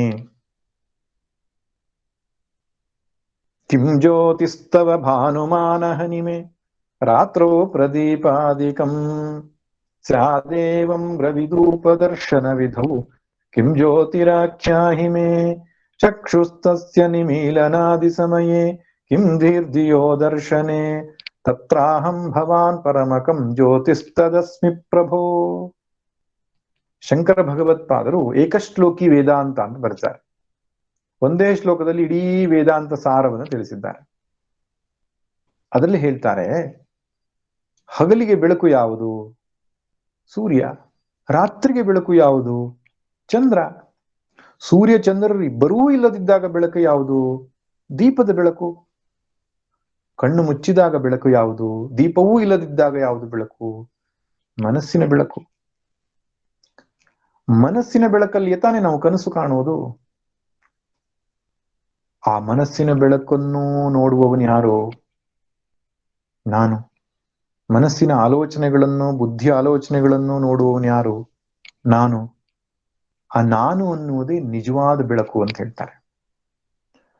ಅದು ಸಾಕ್ಷಿಯಾಗಿದ್ದುಕೊಂಡು ಯಾವುದರಲ್ಲೂ ಭಾಗವಹಿಸದೆ ತನ್ನ ಪಾಡಿಗೆ ತಾನು ಇರತಕ್ಕಂಥ ಬೆಳಕು. ಅದಕ್ಕೆ ಭಗವಂತ ಎಂಬುದಾಗಿ ಕೂಡ ಕರೀತಾರೆ. ಅದನ್ನ ನಾನು ಅಂತ ಯಾರು ಅರ್ಥ ಮಾಡಿಕೊಳ್ತಾರೋ ಅವನು ಜ್ಞಾನಿ. ಅದನ್ನು ಮರೆತು ಶರೀರಾದಿಗಳಲ್ಲಿಯೇ ತಾನು ಅಂತಕ್ಕಂಥ ಪ್ರಜ್ಞೆ ಯಾರಿಗಿದೆಯೋ ಅವನು ಅಜ್ಞಾನಿ. ಅದಕ್ಕೆ ಎಷ್ಟೋ ಸಲ ಜನ ಪ್ರಶ್ನೆ ಮಾಡ್ತಾರೆ, ದೇವರು ಒಳಗಡೆ ಇದ್ದುಕೊಂಡು ಇದ್ರು ನಾವು ಯಾಕೆ ಪಾಪ ಮಾಡ್ತೇವೆ, ನಾವು ಯಾಕೆ ಪುಣ್ಯ ಮಾಡ್ತೇವೆ? ಅಥವಾ ಪುಣ್ಯ ಪಾಪಗಳೆರಡು ದೇವರಿಗೆ ಹೋಗ್ಬೇಕಲ್ವೇ? ನಾವು ಮಾಡಿರೋ ಪಾಪ ನಾವು ಮಾಡಿರೋ ಪುಣ್ಯ ಒಳಗಡೆ ಪ್ರೇರಣೆ ಕೊಟ್ಟ ಒಂದು ದೇವರಲ್ವೇ? ಅನಲಾಕ್ಷ ನಿನ್ನ ಪ್ರೇರಣೆ ಇಲ್ಲದೆ ಎಂಬುದಾಗೆಲ್ಲ ಹೇಳಿದ್ದಾರಲ್ಲ. ಮನುಷ್ಯ ಕಾರಣವಲ್ಲ ಪಾಪ ಪುಣ್ಯಕ್ಕೆಲ್ಲ, ಅದೆಲ್ಲ ಮಾತುಗಳು ಬಂದಿದ್ದೇವಲ್ಲ. ಹೀಗಿರುವುದರಿಂದ ಪಾಪ ಪುಣ್ಯನೂ ದೇವರಿಗೆ ಹೋಗ್ಬೇಕಲ್ವೇ ಅಂತ ಕೆಲವರು ಕೇಳ್ತಾರೆ. ಇದೇ ನಮಗೆ ಸರಿಯಾದ ತಿಳುವಳಿಕೆ ಇಲ್ಲದೆ ಇರೋದು. ಭಗವಂತ ಒಳಗಡೆಗಿದ್ದಾನೆ ಅನ್ನೋದು ಖಂಡಿತವಾಗಿ ಸತ್ಯ. ಭಗವಂತ ಸಾಕ್ಷಿಯಾಗಿದ್ದಾನೆ, ಸರ್ವ ಹೃದಯದಲ್ಲಿ ವೃತ್ತಿಗಳನ್ನು ವೀಕ್ಷಿಸ್ತಾ ಇದ್ದಾನೆ, ಎಲ್ಲವೂ ಸತ್ಯ. ಆದ್ರೆ ಕೂಟಸ್ಥನಾಗಿದ್ದಾನೆ, ತಟಸ್ಥನಾಗಿದ್ದಾನೆ, ಅವಿಕ್ರಿಯನಾಗಿದ್ದಾನೆ, ಯಾವುದರಲ್ಲೂ ಭಾಗವಹಿಸದೆ ಬೆಳಕನ್ನು ನೀಡ್ತಾ ಇದ್ದಾನೆ, ಆಭಾಸವನ್ನು ನೀಡ್ತಾ ಇದ್ದಾನೆ, ಚೈತನ್ಯವನ್ನು ನೀಡ್ತಾ ಇದ್ದಾನೆ ಅಷ್ಟೇ ಹೊರತು ಬೇರೆ ಯಾವುದರಲ್ಲಿ ಭಾಗವಹಿಸ್ತಾ ಇಲ್ಲ. ಉದಾಹರಣೆಗೆ ಒಂದು ರೂಮಿನಲ್ಲಿ ದೀಪವನ್ನು ಹಚ್ಚಿಟ್ಟಿದ್ದೀರಿ ನೀವು, ಕತ್ತಲೆಯ ರೂಮು, ದೀಪವನ್ನು ಹಚ್ಚಿಟ್ಟಿದ್ದೀರಿ. ಆ ದೀಪದ ಬೆಳಕಿನಲ್ಲಿ ಒಬ್ಬನು ವೇದಾಧ್ಯಯನವನ್ನು ಮಾಡಬಹುದು, ಮತ್ತೊಬ್ಬನು ಕಳ್ಳತನ ಮಾಡಬಹುದು. ಇಬ್ಬರಿಗೂ ದೀಪ ಅನ್ನುವಂಥದ್ದು ಸಾಮಾನ್ಯವಾಗಿ ಬೆಳಕನ್ನು ನೀಡಿದೆ. ವೇದಾಧ್ಯಯನ ಮಾಡಿದವನಿಗೆ ಪುಣ್ಯ ಸಂಪಾದನೆ ಆಯಿತು, ಕಳ್ಳತನ ಮಾಡಿದವನಿಗೆ ಪಾಪ ಸಂಪಾದನೆ ಆಯಿತು. ಈಗ ಇಬ್ಬರು ಕೂಡ ನಾವು ಮಾಡುವ ಕರ್ಮಕ್ಕೆ ದೀಪ ಕಾರಣ ಅಂತ ಹೇಳಲಿಕ್ಕೆ ಬರ್ತದ? ಕಳ್ಳ ಹೇಳ್ತಾನೆ ದೀಪ ಇರುವುದರಿಂದ ನಾನು ಕಳ್ಳತನ ಮಾಡಿದೆ ಅಂತ ಹೇಳಲಿಕ್ಕೆ ಆಗಲ್ಲ. ವೇದ ಓದಿದವನು ದೀಪದ ಕಾರಣ ನಾನು ಓದಿದೆ ಅಂತ ಹೇಳಲಿಕ್ಕೆ ಆಗಲ್ಲ. ದೀಪ ಎರಡಕ್ಕೂ ಆಭಾಸವನ್ನ, ಚೈತನ್ಯವನ್ನ, ಸಾನ್ನಿಧ್ಯವನ್ನ, ಅಸ್ತಿತ್ವವನ್ನ, ಪ್ರೇರಣೆಯಲ್ಲ ಅಸ್ತಿತ್ವವನ್ನ, ಸ್ಫೂರ್ತಿಯನ್ನ ನೀಡಿತೆ ಹೊರತು ಕರ್ತೃತ್ವ ಅನ್ನುವಂಥದ್ದು ಅದರಲ್ಲಿ ಇಲ್ಲ. ಹೀಗೆ ಭಗವಂತನು ನಮ್ಮ ಹೃದಯವನ್ನ ಬೆಳಗುತ್ತಾ ಇದ್ರೂ ಕೂಟಸ್ಥನಾಗಿ ಅಸಂಗನಾಗಿ ಕೇವಲ ಸಾಕ್ಷಿಯಾಗಿ ಬೆಳಗ್ತಾ ಇದ್ದಾನೆ.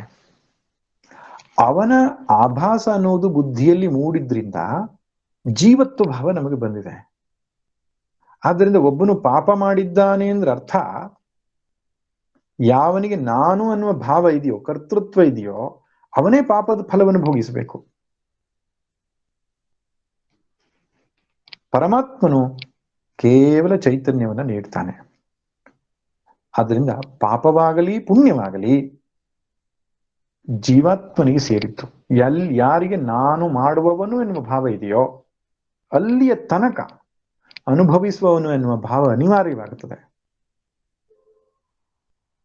ಆದ್ದರಿಂದ ಯಾರು ಪಾಪವನ್ನು ಮಾಡಿದ್ದಾನೋ ಅವನೇ ಪಾಪದ ಫಲವನ್ನು ಅನುಭವಿಸಬೇಕು, ಯಾರು ಪುಣ್ಯವನ್ನ ಮಾಡಿದ್ದಾನೋ ಅವನೇ ಪುಣ್ಯದ ಫಲವನ್ನು ಅನುಭವಿಸಬೇಕು.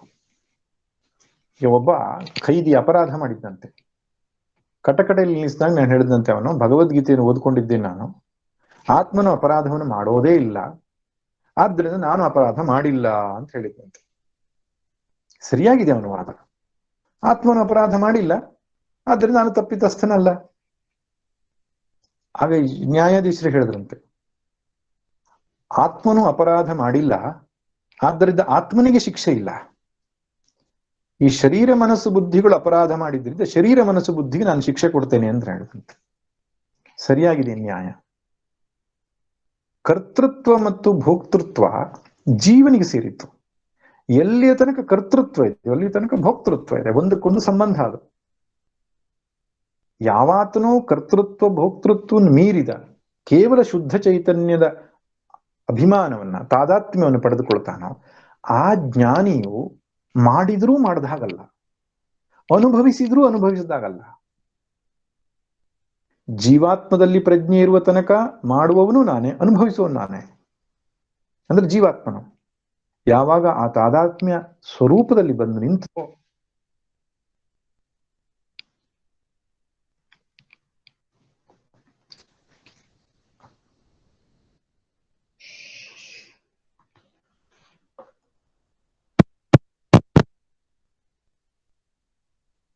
ಕೇಳ್ತಾ ಇದೆಯಾ?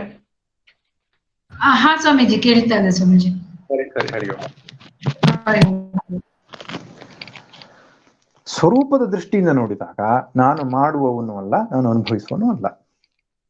ಅದಕ್ಕೆ ಒಂದು ಗಾದೆಯನ್ನು ಹೇಳ್ತಾರೆ, ವ್ಯಾಸರು ಉಂಡು ಉಪವಾಸಿ, ಕೃಷ್ಣನು ಬಳಸಿ ಬ್ರಹ್ಮಚಾರಿ ಅಂತ.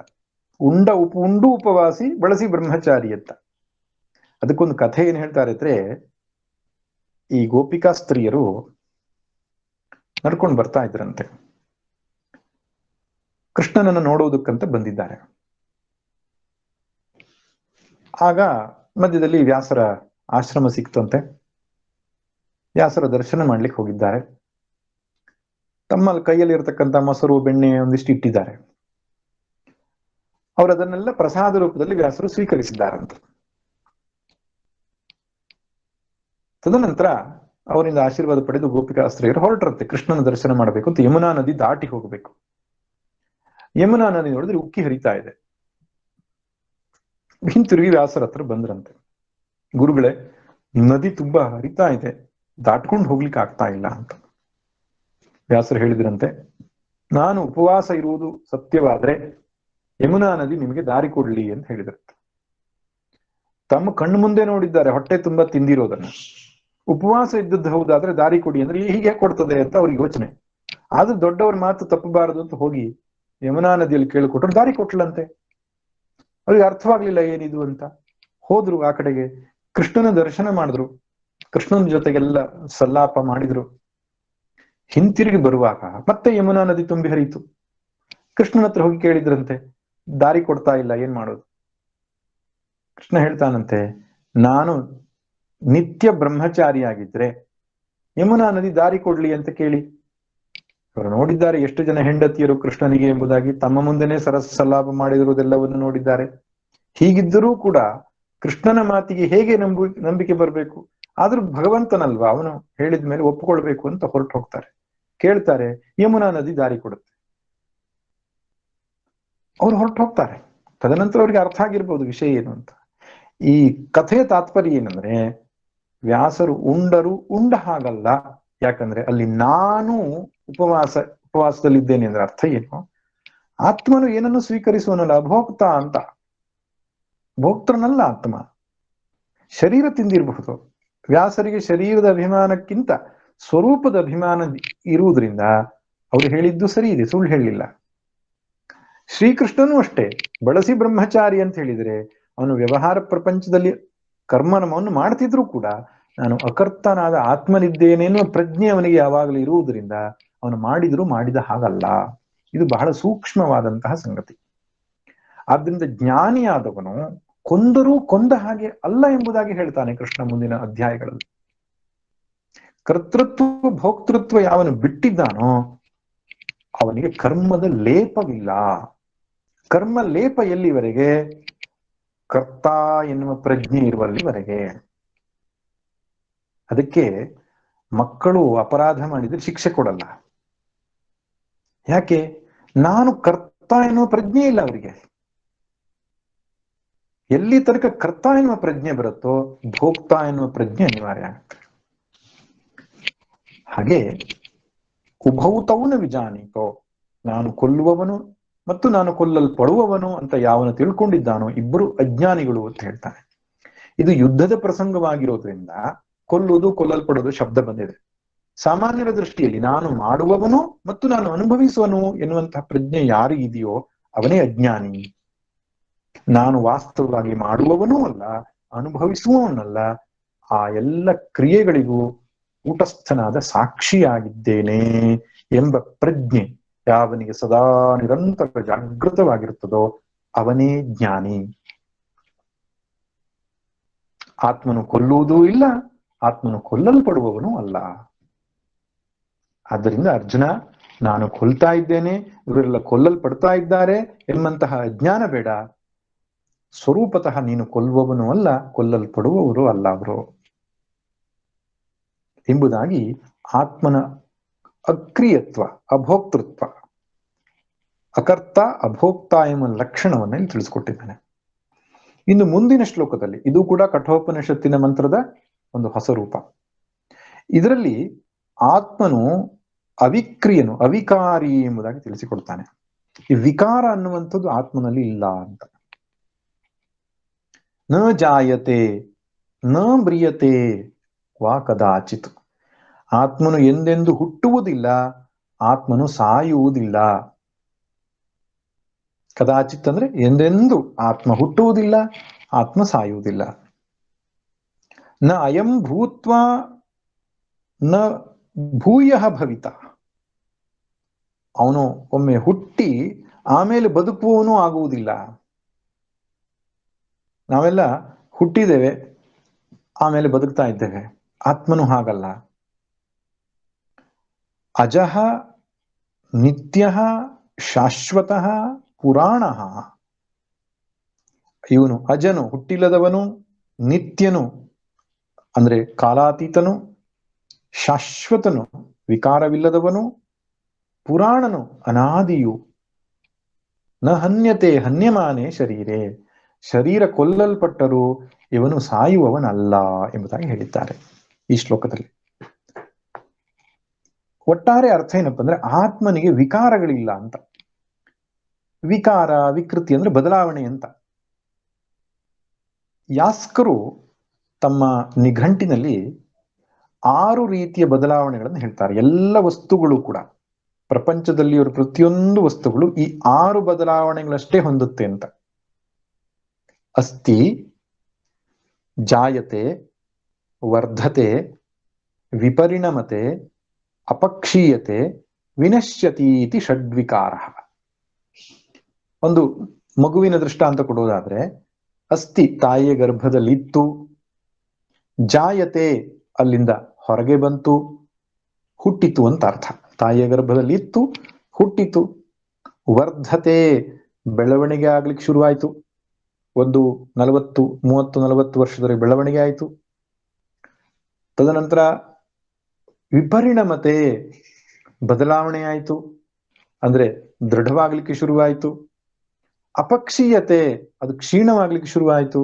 ವಿನಶ್ಯತಿ ನಷ್ಟವಾಯಿತು. ಹುಟ್ಟಿತು, ಬೆಳೆಯಿತು, ಅಲ್ಲ ಗರ್ಭದಲ್ಲಿತ್ತು, ಹುಟ್ಟಿತು, ಬೆಳೆಯಿತು, ಬದಲಾವಣೆ ಆಯಿತು, ಕ್ಷೀಣವಾಗ್ಲಿಕ್ಕೆ ಆರಂಭವಾಯಿತು, ನಾಶವಾಯಿತು. ಈ 6 ವಿಕಾರಗಳಷ್ಟೇ ಸಾಧ್ಯ ಇದೆ ಸೃಷ್ಟಿಯಲ್ಲಿ. ಬೀಜದಲ್ಲಿ ವೃಕ್ಷ ಅನ್ನುವಂಥದ್ದು ಇತ್ತು, ಬೀಜದಿಂದ ವೃಕ್ಷದ ಮೊಳಕೆ ಹುಟ್ಟಿತು, ಅದು ವೃಕ್ಷವಾಗಿ ಬೆಳೆಯಿತು, ತದನಂತರ ಹಾಗೆ ವಿಸ್ತಾರವಾಯಿತು, ಅಗಲವಾಗಿ ಬೆಳೀತು, ನಿಧಾನಕ್ಕೆ ಅದರ ಕ್ಷೀಣವಾಗ್ಲಿಕ್ಕೆ ಆರಂಭವಾಗಿ ಒಂದು ದಿವಸ ಸತ್ತೋಯ್ತು, ನಾಶವಾಯಿತು. ಈ 6 ವಿಕಾರಗಳು ಆತ್ಮನಿ ಇಲ್ಲ ಎಂಬುದಾಗಿ ಈ ಶ್ಲೋಕ ಹೇಳುತ್ತೆ. ಆತ್ಮನು ಹುಟ್ಟಿಲ್ಲದವನು. ಹಾಗಾದ್ರೆ ನಾವೆಲ್ಲ ಹುಟ್ಟಿದೇವಲ್ಲ ಸ್ವಾಮಿ, ಹುಟ್ಟಿದ್ದು ಶರೀರ, ಜೀವಾತ್ಮನು ಹುಟ್ಟಿಲ್ಲ, ನೆನಪಿರ್ಲಿ. ಇನ್ನು ಜೀವಾತ್ಮನಿಗೂ ಸಾಕ್ಷಿಯಾಗಿರುವ ಆ ಪರಮಾತ್ಮ ವಸ್ತು ಹುಟ್ಟೇ ಇಲ್ಲದವನು. ಹುಟ್ಟು ಯಾವುದಕ್ಕಿಲ್ಲೋ ಅದಕ್ಕೆ ಸಾವು ಇಲ್ಲ. ನ ಜಾಯತೆ ನ ಮ್ರಿಯತೆ. ಹುಟ್ಟಿದ್ರೆ ತಾನೇ ಸಾಯ್ಬೇಕು. ಮತ್ತು ಭೂತ್ವಾ ನಾ ಅಯಂ ಭೂತ್ವಾ ಭವಿತಾ ವಾನ ಭೂಯ, ಅಂದ್ರೆ ಇದ್ದು ಮತ್ತೆ ಹೊರಗಡೆಗೆ ಬಂದು ಬದಲಾವಣೆ ಆದದ್ದಲ್ಲ. ಅಂದ್ರೆ ಅಸ್ಥಿ ಎನ್ನುವ ವಿಕಾರವನ್ನ ಅಲ್ಲಿ ನಿರಾಕರಣೆ ಮಾಡಿದ್ದಾರೆ. ಜಾಯತೆ ಎನ್ನುವುದು ಅನ್ನುವ ವಿಕಾರವನ್ನ, ಮ್ರಿಯತೆ ಎನ್ನುವ ವಿಕಾರವನ್ನ, ಒಟ್ಟು 3 ವಿಕಾರವನ್ನ ನಿರಾಕರಣೆ ಮಾಡಿದ್ದಾರೆ. ಅಸ್ಥಿ, ಜಾಯತೆ, ವಿನಶ್ಯತಿ, ಈ 3 ವಿಕಾರಗಳಿಲ್ಲ ಆತ್ಮನಿಗೆ. ಅಜಹ, ಇದು ಕೂಡ ಹುಟ್ಟಿಲ್ಲದವನು ಅಂತ. ಜ ಅಂದ್ರೆ ಹುಟ್ಟುವುದು, ಅಜ ಅಂದ್ರೆ ಹುಟ್ಟಿಲ್ಲದವನು. ನಿತ್ಯ ಅಂದ್ರೆ ಬದಲಾವಣೆಗಳನ್ನ ಆಗದೇ ಇರುವನು. ಹುಟ್ಟಿ ನಾವು ಬೆಳವಣಿಗೆ ಆಗ್ತೇವಲ್ಲ, ಆ ಬೆಳವಣಿಗೆ ಅಂತಕ್ಕಂತಹ ಬದಲಾವಣೆ ಅವನಲ್ಲಿಲ್ಲ. ಆಮೇಲೆ ಶಾಶ್ವತಃ, ಯಾವಾಗಲೂ ಇರತಕ್ಕಂಥವನು. ಪುರಾಣ, ಅನಾದಿಯಾಗಿರುವವನು. ಪುರಾಣ ಅನ್ನುವ ಶಬ್ದಕ್ಕೆ ಪುರಾ ಅಪಿ ನವಃ, ಪುರಾ ಅಪಿ ನವಂ ಪುರಾಣಂ. ಹಳೆಯದಾಗಿದ್ರು ಎಂದೆಂದು ಹೊಸತು, ಆದ್ದರಿಂದ ಪುರಾಣ ಅಂತ. ಪುರಾಣ ಸಾಹಿತ್ಯವನ್ನ ಅಯ್ಯೋ ಅವ್ರು ಪುರಾಣ ಬಿಡ್ರಿ ಅಂತ ನಾವು ಹೇಳ್ತೇವೆ. ಹಾಗಲ್ಲ. ಪುರಾಣ ಅಂದ್ರೆ ವಿಷಯ ವಸ್ತು ಹಳೇದು, ಆದ್ರೆ ಅದ್ರ ಕೊಡುವ ಸಂದೇಶ ಎಂದೆಂದು ಹೊಸ್ತು ಅಂತ. ಮಹಾಭಾರತ ಇರ್ಲಿ, ರಾಮಾಯಣ ಇರ್ಲಿ, ಅನೇಕ ಪುರಾಣಗಳಿರ್ಲಿ, ಯಾವುದೋ ಕಲ್ಪದ ಕಥೆಯನ್ನ, ಹಳೆಯ ಕಥೆಯನ್ನ ಹೇಳ್ತಾ ಇವೆ. ಆದ್ರೆ ಇವತ್ತಿಗೂ ಜನಮಾನಸಕ್ಕೆ ಬೇಕಾದಂತ ಸಂಗತಿಗಳಿವೆ ಅದರಲ್ಲಿ. ಆದ್ರಿಂದ ಪುರಾಣ ಅಂತ ಕರೀತಾರೆ. ಇಲ್ಲಿ ಆತ್ಮನಿಗೆ ಪುರಾಣ ಎಂಬುದಾಗಿ ಕರೆದಿದ್ದು ಏನಂದ್ರೆ, ಅವನು ಎಂದೆಂದು ಹೊಸವನು ಅಂತ. ಅತ್ಯಂತ ಹಳಬ, ಆದರೆ ಹೊಸಬ. ಅನಾದಿಯಾಗಿದ್ದುಕೊಂಡು ಶುದ್ಧನಾಗಿರತಕ್ಕಂತಹ ವಸ್ತು, ಆದ್ದರಿಂದ ಪುರಾಣ. ಆದ್ದರಿಂದ ಒಟ್ಟಿನಲ್ಲಿ ಈ ಶಬ್ದಗಳ ಮೂಲಕ ಭಗವಂತ 6 ವಿಕಾರಗಳಿಲ್ಲದವನು. ಹಾಗಾದ್ರೆ ನಮ್ಗೆ ವಿಕಾರಗಳ ಅನುಭವ ಆಗ್ತಾ ಇದೆಯಲ್ಲ. ನಾನು ಹುಟ್ಟಿದ್ದೇನೆ, ನಾನು ಬೆಳೀತಾ ಇದ್ದೇನೆ, ನನಗೆ ವಯಸ್ಸಾಯ್ತು, ನನಗೆ ವೃದ್ಧಾಪ್ಯ ಬಂತು, ನಾನು ಸಾಯ್ತಾ ಇದ್ದೇನೆ ಅಂತೆಲ್ಲ ಅನಿಸ್ತದಲ್ಲ, ಅದು ಶರೀರಕ್ಕೆ ಸೇರಿತ್ತು. ಇನ್ನು ಇಂದ್ರಿಯಗಳಿಗೂ ಕೂಡ ಎಲ್ಲ ವಿಕಾರಗಳಿವೆ. ಬಾಲ್ಯದಲ್ಲಿ ಇಂದ್ರಿಯಗಳು ಅತ್ಯಂತ ಸೂಕ್ಷ್ಮವಾಗಿರುತ್ತೆ. ಬರ್ತಾ ಬರ್ತಾ ಇಂದ್ರಿಯಗಳೆಲ್ಲ ಡಲ್ ಆಗ್ಲಿಕ್ಕೆ ಶುರುವಾಗ್ತದೆ. ಅಪಕ್ಷೀಯತೆ, ವಿನಶ್ಯತಿ, ಕೆಲವರಿಗಂತೂ ಕಿವಿ ಕೇಳಿಸೋಲ್ಲ, ಕಣ್ಣು ಕಾಣಿಸೋಲ್ಲ, ಇಂದ್ರಿಯಗಳು ನಾಶವೇ ಆಗಿರುತ್ತೆ ದೇಹ ಸಾಯೋದಕ್ಕಿಂತ ಮುಂಚೆ. ಆದ್ರೆ ಆತ್ಮನಿಗೆ ಅದು ವಿಕಾರ ಇಲ್ಲ. ನಾನು ಕುರುಡ ಅಥವಾ ನಾನು ಕಿವುಡ ಅಂತ ಹೇಳುವಾಗ ಇಂದ್ರಿಯದ ಉಪಾಧಿಯ ನಷ್ಟದಿಂದ ನಾವು ಹೇಳ್ತೇವೆ ಹೊರತು ಸ್ವರೂಪತಃ ನಾವು ಕುರುಡರೂ ಅಲ್ಲ, ಕಿವುಡರೂ ಅಲ್ಲ. ಮನಸ್ಸಿನ ಉಪಾಧಿಯ ದೃಷ್ಟಿಯಿಂದ ಅದು ಕೂಡ ಬದಲಾವಣೆಯ ವಿಕಾರವನ್ನು ಹೊಂದ್ತಾ ಇರ್ತದೆ. ಮನಸ್ಸು ವಿಕಾರ ಹೊಂದುತ್ತೆ ಅಂತ ಹೇಳೋ ಪ್ರಶ್ನೆಯೇ ಇಲ್ಲ. ಪ್ರತಿ ಕ್ಷಣ ಅದು ಬದಲಾವಣೆ ಆಗ್ತಾ ಇರ್ತದೆ. ಆದರೆ ವಿಕಾರವಾಗುವಂತಹ ಮನಸ್ಸನ್ನೂ ಕೂಡ ನಾನು ಸಾಕ್ಷಿಯಾಗಿ ನೋಡ್ತಾ ಇರೋದ್ರಿಂದ ನನಗೆ ವಿಕಾರಗಳಿಲ್ಲ. ಹಾಗಿರುವುದರಿಂದ ಶರೀರವು ಸತ್ತರೂ ಕೂಡ ಸಾಯದೇ ಇರತಕ್ಕಂಥ ಆತ್ಮ ನಾನು ಎಂಬಂತಹ ಮಾತಿನ ಮೂಲಕ ಆತ್ಮನ ಅವಿಕ್ರಿಯತ್ವವನ್ನ ಇಲ್ಲಿ ತೋರಿಸಿದ್ದಾನೆ. ಹೀಗೆ ಹೇಳ್ತಾ ಈ ಒಂದು ಚಿಂತನೆಗೆ, ಈ 2 ಶ್ಲೋಕಗಳ ಚಿಂತನೆಗೆ ಭಗವಂತ ಒಂದು ಪರಿಸಮಾಪ್ತಿಯನ್ನು ಮಾಡ್ತಿದ್ದಾನೆ. ವೇದಾ ವಿನಾಶನಂ ನಿತ್ಯಂ ಯ ಏನಮಜಮವ್ಯಯಂ ಕಥಂ ಸ ಪುರುಷಃ ಪಾರ್ಥ ಕಂ ಘಾತಯತಿ ಹಂತಿಕಂ. ಹೇ ಅರ್ಜುನ, ಇಲ್ಲಿ ಪಾರ್ಥ ಎಂಬ ಶಬ್ದದಿಂದ ಕರೆದಿದ್ದಾನೆ. ಯಾರು ಈ ಆತ್ಮನನ್ನ ಯಥಾವತ್ತಾಗಿ ತಿಳಿದುಕೊಂಡಿದ್ದಾರೋ ಅವರು ಯಾರನ್ನು ಕೊಲ್ಲುವುದೂ ಇಲ್ಲ, ಕೊಲ್ಲಲಿಕ್ಕೆ ಪ್ರೇರಣೆಯನ್ನೂ ಕೊಡುವುದಿಲ್ಲ. ಅಂದ್ರೆ ಕರ್ತರೂ ಅಲ್ಲ, ಭೋಕ್ತರೂ ಅಲ್ಲ. ಹೇಗೆ ಅವರು ಕೊಲ್ತಾರೆ, ಹೇಗೆ ಕೊಲ್ಲಲಿಕ್ಕೆ ಪ್ರೇರಣೆ ಕೊಡ್ತಾರೆ ಎಂಬ ಶಬ್ದದಲ್ಲಿ ಹೇಳ್ತಿದ್ದಾನೆ. ಕಥಂ ಕಂ ಘಾತಯತಿ ಹಂತಿಕಂ. ಪುರುಷನು ಅಂದ್ರೆ ಇಲ್ಲಿ ಮನುಷ್ಯರು ಅಂತ ಅರ್ಥ. ಪುರುಷ ಎನ್ನುವ ಶಬ್ದ ಕನ್ನಡ ಭಾಷೆಯಲ್ಲಿ ಗಂಡಸರು ಅಂತ ಅರ್ಥ ಆಗ್ತದೆ, ಮಹಿಳೆಯರು ಪುರುಷರು ಅಂತ. ಅದರ ಸಂಸ್ಕೃತ ಭಾಷೆಯಲ್ಲಿ ಪುರುಷ ಅಂದ್ರೆ ಮನುಷ್ಯರು ಅಂತ, ಅಥವಾ ಜೀವರು ಅಂತ ಅರ್ಥ. ಪುರಿಶೇತೆ ಇತಿ ಪುರುಷ. ಈ ದೇಹದ ಪುರದಲ್ಲಿ ಪರಮಾತ್ಮನು ವಾಸಿಸ್ತಾ ಇರುವುದರಿಂದ ಅವನಿಗೆ ಪುರುಷ ಅಂತ ಕರೀತಾರೆ. ಅಜ್ಞಾನ ಕಾಲದಲ್ಲಿ ಜೀವಾತ್ಮ, ಜ್ಞಾನ ಕಾಲದಲ್ಲಿ ಪರಮಾತ್ಮ ಪುರುಷ.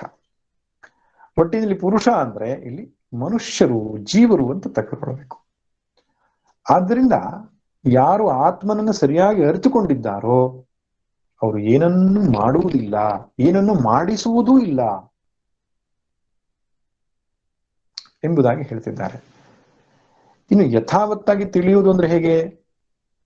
ಆತ್ಮನನ್ನ ಅವಿನಾಶಿ, ನಿತ್ಯನು, ಅಜನು, ಅವ್ಯಯನು ಎಂಬುದಾಗಿ ತಿಳಿದರೆ ಆತ್ಮನನ್ನು ಸರಿಯಾಗಿ ತಿಳಿದ ಹಾಗೆ.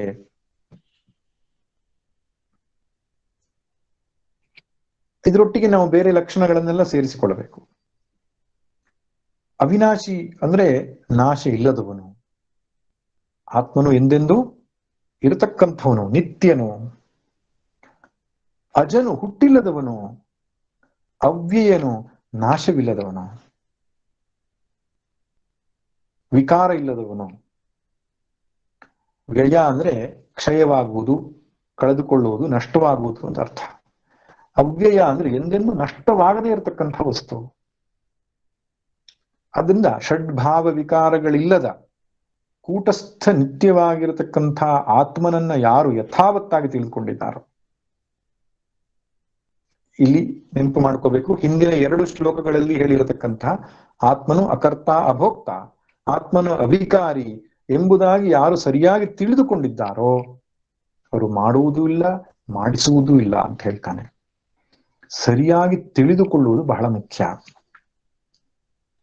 ಆದ್ದರಿಂದ ಮೋಕ್ಷಕ್ಕೆ ಸಾಧನ ಯಾವುದು ಅಂದ್ರೆ ಸರಿಯಾದ ತಿಳಿವಳಿಕೆಯೇ ಮೋಕ್ಷಕ್ಕೆ ಸಾಧನ. ಕರ್ಮವು ಮೋಕ್ಷಕ್ಕೆ ನೇರವಾದ ಸಾಧನ ಅಲ್ಲ, ಪರೋಕ್ಷವಾದ ಸಾಧನ. ಭಕ್ತಿಯಾಗ್ಲಿ, ಉಪಾಸನೆಯಾಗ್ಲಿ, ಕರ್ಮವಾಗ್ಲಿ, ಅಷ್ಟಾಂಗ ಯೋಗಗಳಾಗ್ಲಿ, ಇವೆಲ್ಲವೂ ಕೂಡ ಚಿತ್ತಶುದ್ಧಿಯನ್ನ ಮಾಡ್ತಾವೆ. ನಮ್ಮ ಅಂತಃಕರಣದಲ್ಲಿ ಆತ್ಮನನ್ನು ಅರಿತುಕೊಳ್ಳುವ ಯೋಗ್ಯತೆಯನ್ನು ಕೊಡುವ ಮೂಲಕವಾಗಿ ಮೋಕ್ಷಕ್ಕೆ ಸಹಾಯ ಮಾಡುತ್ತೆ.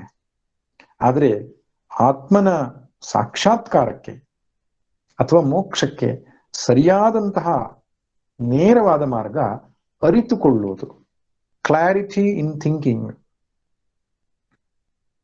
ಅದಕ್ಕೆ ಸೂಕ್ಷ್ಮವಾದ ವಿಷಯ ಇದಾಗಿರೋದ್ರಿಂದ ಬೇರೆ ಬೇರೆ ಶ್ಲೋಕಗಳಲ್ಲಿ ಮತ್ತೆ ಮತ್ತೆ ಮತ್ತೆ ಇದೇ ಲಕ್ಷಣಗಳನ್ನ ಭಗವಂತ ಹೇಳುವುದನ್ನ ನಾವು ಕಾಣ್ತೇವೆ.